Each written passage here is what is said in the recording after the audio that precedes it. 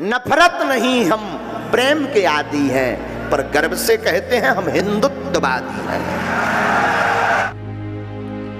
आज से लगभग 600 साल पहले संत अच्युतानंद दास महाराज जी ने अपनी भविष्यवाणी में इस बात का वर्णन किया था कि साल 2023 आने तक भारत में एक ऐसे अवतारी शक्ति का आगमन होगा जो सनातन धर्म का प्रचार प्रसार करेगा।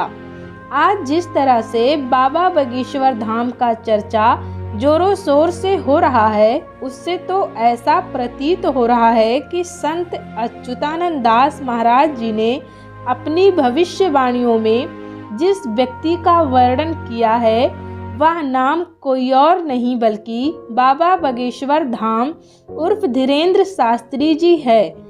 कहा जाता है कि इनके पास एक ऐसी अद्भुत शक्ति है जिसके द्वारा यह किसी भी मनुष्य के अंदर की बातों को भी जान लेते हैं। लोग उन्हें दिव्य मनुष्य भी कहते हैं। बाबा की इस चमत्कार को देखने के लिए उनके दरबार में रोज हजारों से ज्यादा लोग उपस्थित होते हैं। वहीं कुछ लोग इनके शक्ति का अपमान करते हैं और उन्हें पाखंडी का नाम भी देते हैं। आज बाबा का चमत्कार पूरे विश्व में फैल चुका है। बाबा के विरोधियों का रात की नींद उड़ चुकी है। आखिर कौन सा चमत्कार बाबा बागेश्वर दिखाने वाले हैं जिसे जानकर पूरी दुनिया हैरान हो गई है। नमस्कार मित्रों, GLI टिप्स में आपका स्वागत है। मैं हूं आपकी दोस्त पूजा।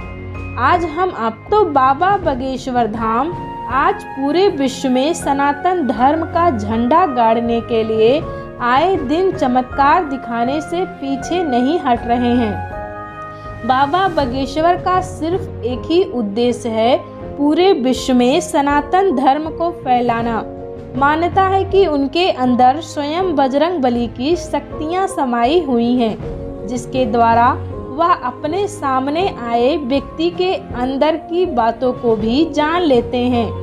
वह व्यक्ति क्या सोच रहा है वह इस बात को भी बता सकते हैं।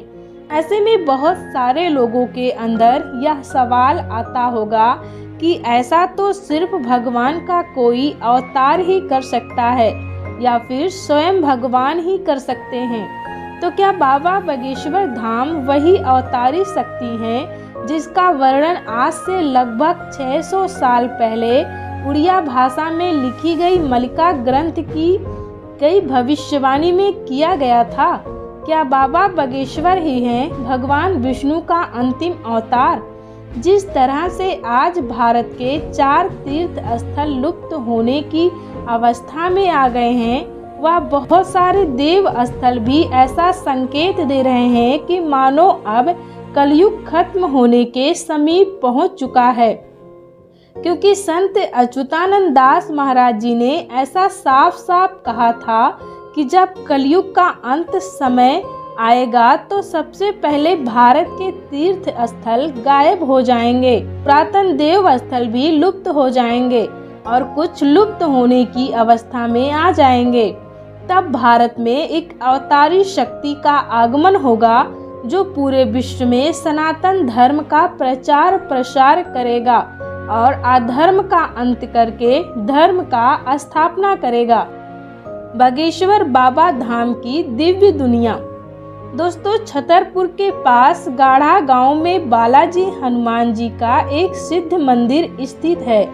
ठीक मंदिर के सामने एक शिव मंदिर भी स्थित है जिसे महादेव मंदिर के नाम से जाना जाता है, जहां पर सिद्ध गुरु और दादाजी महाराज की समाधि बनाई गई है।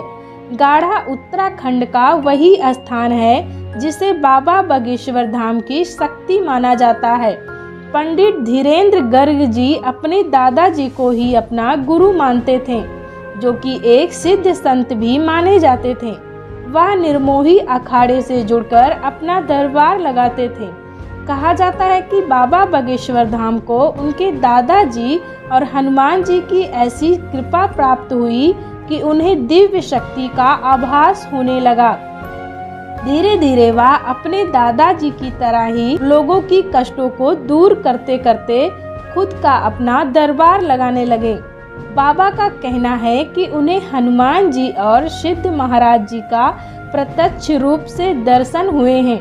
मात्र 9 वर्ष की आयु में ही वह हनुमान जी की पूजा अर्चना और भक्ति करने लगे थे।